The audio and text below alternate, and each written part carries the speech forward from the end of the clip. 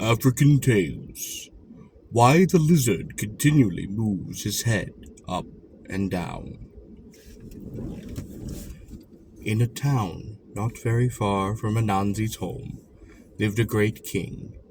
This king had 3 beautiful daughters, whose names were kept a secret from everybody except their own family.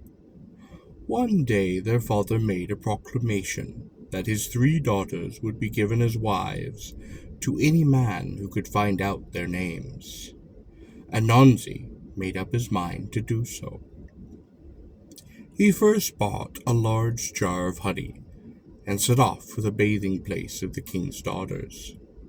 Having arrived there, he climbed to the top of a tree on which grew some very fine fruit. He picked some of this fruit and poured honey over it, and when he saw the princesses approaching, he dropped the fruit upon the ground and waited. The girls thought that the fruit had dropped of its own accord, and one of them ran forward to pick it up. And when she tasted it, she called out to her sisters by name to exclaim upon its sweetness. Anansi dropped another, which the second princess picked up, and she in turn called out the names of the other 2. In this fashion, Anansi found out all of their names. As soon as the princesses had gone, Anansi came down from the tree and hurried into the town. He went to all the great men and summoned them to a meeting at the king's palace upon the morrow. He then visited his friend, the lizard, to get him to act as herald at the court next day. He told Lizard the 3 names, and the latter was to sound them through his trumpet when the time came. Early next morning, the king and his court were assembled as usual, and all the great men of the town appeared. As Anansi had requested, Anansi stated his business, reminding the king of his promise to give his 3 daughters to the man who had found out their names. The king demanded to hear the latter, whereupon Lizard sounded them out upon his trumpet. The king and the courtiers were much surprised. His majesty, however, could not break the promise he had made of giving his daughters to the man who named them. He accordingly gave them to the lizard. Anansi was very angry. He explained that he had told the names to Lizard, so that he ought to get at least 2 of the girls, while Lizard could still have the 3rd. But the king refused. Anansi then begged harder for even 1, but that was also refused. He went home in a very bad temper, declaring that he would have revenge upon Lizard for stealing his wives away. He thought over the matter very carefully, but could not find a way of punishing Lizard. But at last, however, he had an idea.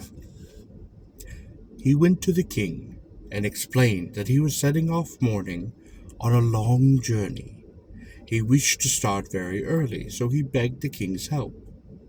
The king had a fine cock, which always crowed upon daybreak to waken the king if he wished to get up early.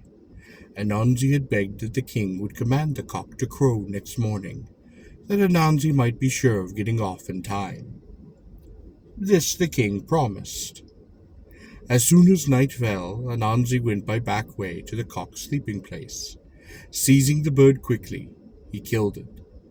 He then carried it to Lizard's home, where all were in bed, where he quietly cooked the cock, placed the feathers upon the lizard's bed, and put some of the flesh upon a dish close to Lizard's hand.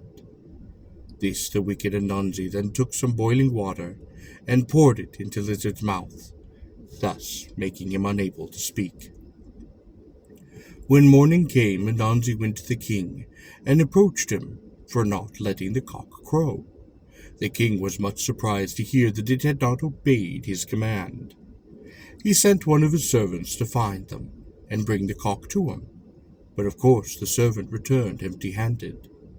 The king then ordered them to find the thief, but no trace of him could be found anywhere.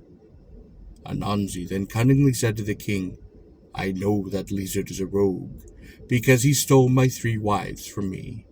Perhaps he is the thief." Accordingly, the men went to search in Lizard's home.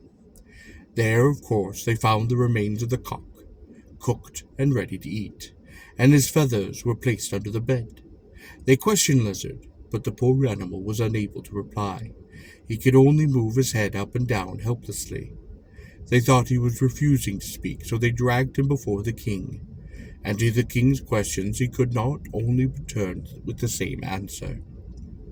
His Majesty grew very angry. He did not know that Anansi had made the poor animal dumb.